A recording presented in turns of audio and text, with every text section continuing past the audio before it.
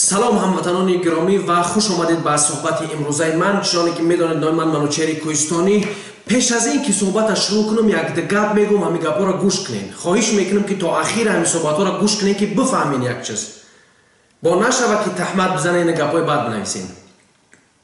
خوب، اولش همین که بسیاری ها شکایت دارن که در زندگیمون برکت نیست. بسیاری ها شکایت دارن که چرا که پولمون جمع نمیشه، چرا که زندگی خوب نیست، چرا که ما نمیتونیم که یک چیز برای خود بخریم، چرا که ما نمیتونیم که زندگی ما خوب بکنیم. من میگم برای چی؟ برای که ما و شما به خدا باور داریم، به قیامت باور داریم، به روز حشر باور داریم، به همه چیز باور داریم. باز همین چیزها غیبت میکنیم، دروغ میگیم، یک انسان بد میگیم.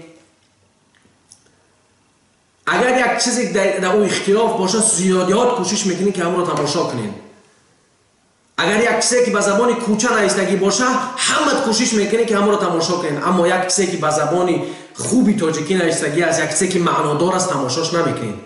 وقتی که من امروز از فرهنگ گپ بزنم، بعضی نفرا من همیشه می نویسن در بگیم که واتساپ و دیگر چیزا که برادر عزیز فرهنگ میگوی دیگه همین بیزار شده فرهنگ میبخشه که همه چیز از فرهنگ شروع میشود. امروز که یک نفر به خود اجازه داد بر ضد یک ملت صحبت کرد، امروز که یک نفر به خود اجازه داد به یک نفر تحقیر کرد، او از بی‌فرهنگی او انسان است. بعضی انسان ها برای من نوشتن که همین مرک، بعضی انسان ها برای من نوشتن که همین مرک غیبت میکنه. میبخشین اکو من غیبت نمیکنم، من یگان کس غیبت نمیکنم. چرا که من وقتی که از حق خودم دفاع میکنم شما میگین که غیبت میکنی. بعضی ها نویستن که از خدا بترس. پیش از این که این چیزا بنویسی که از خدا بترس، خودت از خدا بترس، چون اول خود بعد دیگران. بسیاری سالها بعضی نفران نوشتن که چرا تو نام تا کوهستانی میمونی. برادر عزیز میبخشی، هر یک چیز راه خودش داره، هر یک چیز به یک خاطری نام مانده میشه که همون یک بگیم که فایده داشته باشه، همون یک در فکر انسان باشه، همون برای انسان بگیم که تحریک بده، برای حرکت انسان تحریک بده. من یک نقل برای شما میکنم دوستای عزیز که ایره خوب گوش کنیم. من خردسال بودم و شهر دوشنبه رفتیم. نمیدونم در درونی همو به زبان روسی که همو شما میگن همه کسا که بگم که بفهمین همو تریلیبوس چی کاری شد که همین یک زنه که در دوشنبه بود آمد پیش من گفت که از کجا میشی؟ من هیچ کار کردی نبودم. گفتم که من از طویلدره میشم. گفت که ای همین کوهستانی ها آمدین زندگی مان کردن نمیمونین. اینمی در دل من گفتم ان شاء الله من روز کلان میشم و نام کوهستانی میمونم و همین را من میگم که من از تاجیک بدنم، از کوهستانی بدنم میفخرم. ای مرک پیش ای که گپ میزنی یک فکر که یک بار فکر که برادر عزیز، یک بار فکر که در سالهای برادرها که هم کار بار همون نفری که من گفتم چی شد، کار بار رفته است از برادر عزیز گرامی. من خیلی گپای هوایی ندارم که بزنم شو دزمین بمانمشون. هر چیز گفتیم به خاطر الله و به خاطر بگیم که به خاطر ملت و به خاطری که من از خودم دفاع بکنم حرکت میکنم. از خود دفاع کردن یاد بگیرین. امروز اگر یک دیگر ملت در آلمان، اگر در آلمان یک نفری که دیگر ملت باشه یک تاجیک تحقیر کنه، تحقیر به ملت تاجیک بکنه، من منوچهر کوهستانی اولین آدمی هستم که بازدید همین انسان شکایت می‌نویسم. اما وقتی که تاجیک بر ضد تاجیک اهانت، وقتی که تاجیک اهانت میکنه، وقتی تاجیک بد میگه، من حتما با ضد اون انسان مبارزه میبرم. چون به مبارزه زندگی اصلا مزه نداره. در حقیقت ما در صف اول باید که انسانیت بمانیم. اون انسانیت مهم است. بعضی ها اعوذ بالله میگوی که همه کار من شما را گوش بکنم، اما دیم گپتان غیبت های، اما دیم گپتان گپایی هست که حقیقت نمیفهمین. یک ویدیو را تا آخرش تماشا نمیکنین، میگن که ای برادر همین گپو دروغن، همین گپو ایخیلن، این گپو ایخیلن. پیش از این که با یک چیز فیصله بکنین دوستا، یک ویدیو را تا آخرش تماشا کنین که بفهمین چرا من نمیگذارم اوس شنایمون. من هر چیزی که دارم یک بار همین ویدیو را گفته هم مرد گریان میکنم، گپ میزنم دیگه. یگان چیز دیگه نیست که ایس شب برم اوس شب برم. امروز که ما مشکل داریم، امروز که جامعه ما مشکل دارد، از او است که دروغ میگد، از او است که حرام میخورد. امروز حرام خوری کارش است که آسان است برای مردم. یک نفر به یک نفر میتونه که تهمت بزنه، یک نفر میتونه گپ بد بزنه، اما اون کس هم گپ نمیزنه. وقتی که یک نفر به مادر، به پدر، به زن و فرزند و زندگی تحقیر میکنه، میخوای بازیدش مبارزه بری، بعضی نفرها می‌نویسن که از خدا بترس. اول خودت بترس، بعد مرا بنویس. اول خودت بترس، بعد مرا بنویس. وقتی که خودت نمیترسی، وقتی خودت که یک کار ندیده به چشمات، چرا که شما و بعضی نفرها میخواهین که به آسانی یک نفر اهانت بکنین. شرم هم چیزی خوب است. شرم هم چیزی خوب است دوستای عزیز. من که صحبت نکردم چون کمی کار بار داشتم، باید کارام تمام میکردم که وقت میافتم با شما دوستا صحبت میکردم. من هر یک سخنی که شما میگین احترام دارم با اون سخن، چون این فکر شما است. وقتی که یک نفر ما میگم که اصلاح شه، وقتی که یک نفر میگم چرا که تو بازی ملت گپ میزنی، چرا که ملت تحقیر میکنی، بعضی نفرها میگن که این خیلی او خیلی او خیلی. برادر از گرامی، چرا که خداوند ما و شما را بگیم که تاجیک کرد، ازبک کرد، دیگر کرد، چون که ما فرهنگی خود داشته باشیم. هر ملت با زبانی خودش میفهمد دینه، هر ملت با فرهنگی خودش میفهمد دینه. میدونید یک تاجیک چقدر فرقیت داره از یک عرب یا از یک دیگرش؟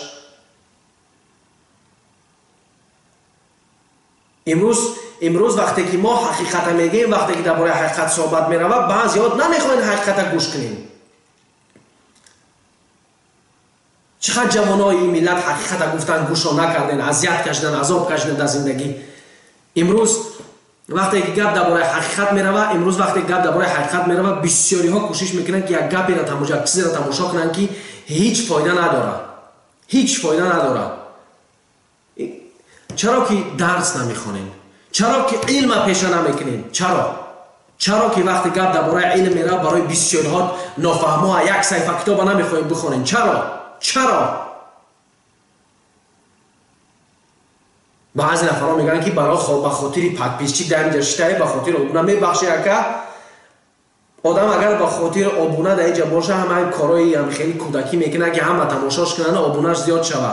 من به خاطر حقیقت در اینجا، این منبر حقیقت، در این منبر هر کس خیانت میکنه، خداوند او را خاک میکنه، خداوند او را عذاب میده. و همون خاطر دوستای عزیز، انتظار پیروزی ها باشین. حقیقت همیشه پیروز است. چرا امروز بگیم که بعضی نفرات در پترن؟ چون علم وقتی میآید تاریکی گم میشود. من نمیخوام که خدمت تعریف کنم. بعضی نفران هستند که ای اکای منوچر تعریفه کی، من نمیخوام تعریف بکنم. چرا که من خدمت تعریف بکنم؟ چرا که من خدمت بگم که من این خیلم او خیلم؟ هزار بارها پرسیدن اکای منوچر قاری قرآنی، من نگفتم میگم. بازم این که من در 17 سالگیم قاری قرآن شده هستم. بازم این که من 17 ساله بودم قرآن اذیت کرده هستم. همین گپا رو نگفتم چون نمیخوام تعریف بکنم، چون نمیخوام از ملت استفاده ببرم. الله شاهد، من از هیچ کس نمیخوام استفاده ببرم. هر چیزی میگم حقیقت ای. وقتی که من دعوت به فرهنگ میکنم، وقتی که من دعوت به اون چیزی میکنم که برای شما فایده داره. امروز وقتی که تاجیک علم داشته باشه، در همه جا میتونه که بر ضد دشمناش مبارزه بره، در همه جا میتونه که سربلند زندگی بکنه. وقتی که ما یک خدی را گذاشتیم به ملت تحقیر کرد، وقتی که ما یک خدی را گذاشتیم در یک مملکتی بیگانه رفته به ملت تحقیر کرد، بیگانه ها چه کارمون میکنن؟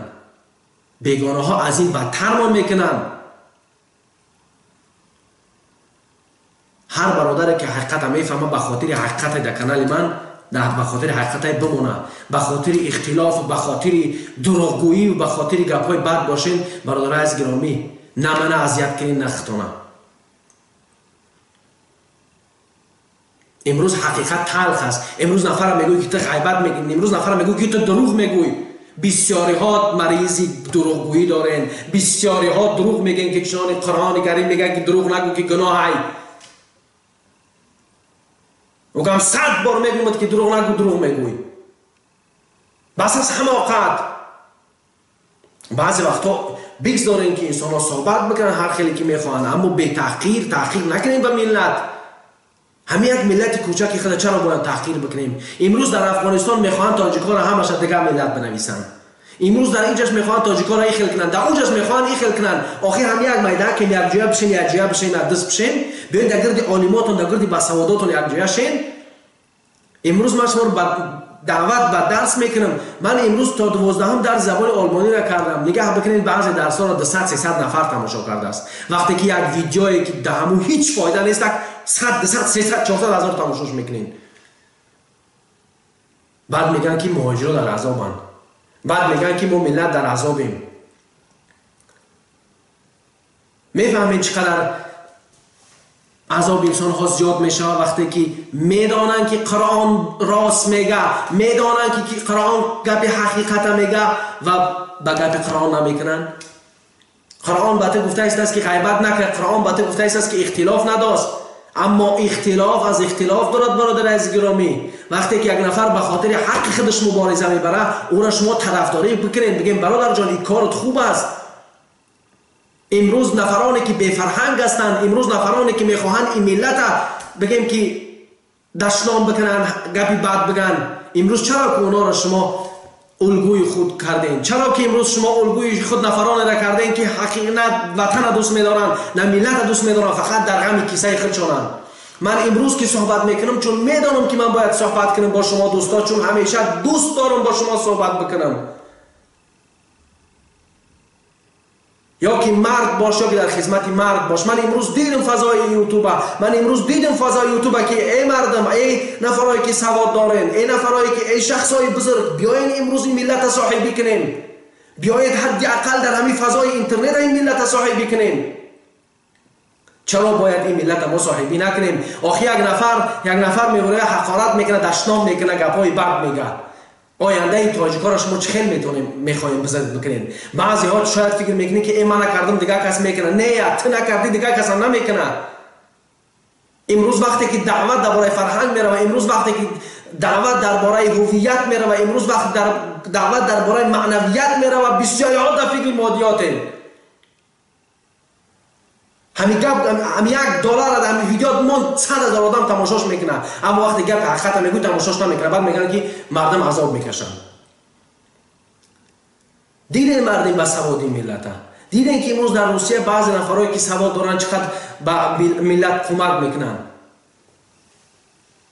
همین یاروف یا که همین نامش چی بود فراموش کردم. همین نفر سواد داره، میخواد که مهاجرای تاجیک حمایت بکنه، چون اینا با سوادهای ملت هستند. اگر که شما سواد ندارین، بیاین درباره با سواددارای ملتون بشینین.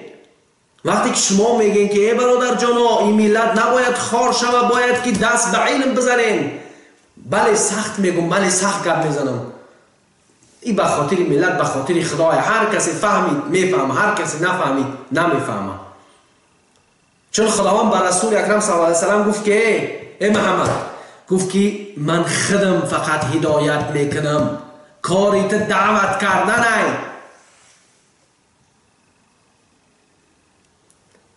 بیست و 24 ساعت موعظه گوش میکنین، گناه میکنین. 24 ساعت موعظه گوش میکنین، گپی حرام میزنین. 24 ساعت سبحان الله میگین، بعد به زمین غیبت میکنین بعضی وقتاش. بس از حماقت، بس از حماقت. دوستای عزیز، فرزندای این ملت، پدرای این ملت، مادرای این ملت، بیاین ملتون صاحبی بکنین، فرزنداتون صاحبی بکنین. شما میبینین ماشاءالله، من بسیار نگاه میکنم، بسیار چیزا رو میبینم. امروز من میبینم که این ملت در فضای پیشرفت است. من باور دارم به پیشرفت این ملت. این ملت در فضای پیشرفت است. این ملت پیشرفت میکنه. فقط با یک جایگی، یک کمبغل دیدین یک جای برین دعاش بگیرین. من یک برادر را دیدم، نمیگم از کدام دولت است. یک روز در پیشم نشست، گفت که اکا 600 یورو دارم، همین خانه رای میکنم، همین یک همسایه حق دارم. گفت همین دخترش گفت چلاقه. گفت میخوام که هم 100 یوراش به همون رای کنم. چی فکر داری؟ گفتم بهترین کار میکنی. در فکر همون بیوه‌های هم قشلاقتان باشین، در فکر همون بیچاره زنها باشین. امروز من میبینم که این ملت ما در فضای حرکت هستیم، ما امروز در فضای پیشرفت هستیم. هر کسی که به پیشرفت تاجیک باور نداره خیانت به تاجیک کرده است. هر کسی که به بزرگی تاجیک باور نداره خیانت به تاجیک کرده است. میدانم که دشمنای این ملت زیاد است. میدانم که وقتی که این یک بعض نفران نام کوهستانی را میشنوند در بگیم که میگن که چرا کوهستانی گپ میزنه، چرا کوهستانی گپ میزنه و من گپ نمیزنم.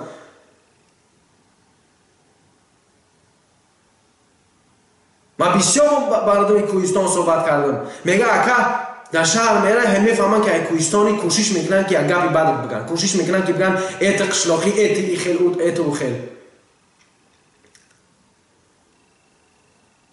و همون خاطر دوستای عزیز، هر کسی که به خاطر ملتی، هر کسی که به خاطر خدای، هر کسی که به خاطر پیشرفت این ملتی در همین کانال بماین، حرکت کنین، بنویسین، کوشش کنین، فکر اندیشه خودتون بگین. همیشه کوشش کنین فکر اندیشه خودتون بگین که ما درباره این کار کنیم.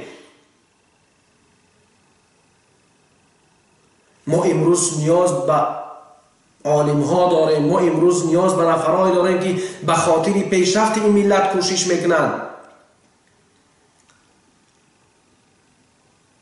از همین در همین طویلره از همین قشلاق که من شروع میشه در او پرای که یک کوی بی جمیلش میگن پری نمکای که میتونه که همه نوعیه طویلره را بگیم که به خوبی بسی کنه، همش کار پیدا بکنن. اما علم نیست، تکنیکا نیست، کارش نمیشه کرده. بالای که های اگر همین چیز در دیگر دولت میشید آنی کارش کرده با بطه فروختنش. تاجیکستان وقتی که 93% کوهستان های مردم ما نمیفهم، تخم از کیتای میخرن، تخم از ازبکستان میخرن. این چی هست دیگه دوستان؟ خوب در امان الله باشین. هر کسی گفتم به خاطر خدا و به خاطر ملت بمانیم در کانال. انشاءالله حرکت میکنیم تا پیروزی را، تا وقتی که بگیم که به مقصد ما نرسیم. خداحافظ فرزندان ملت.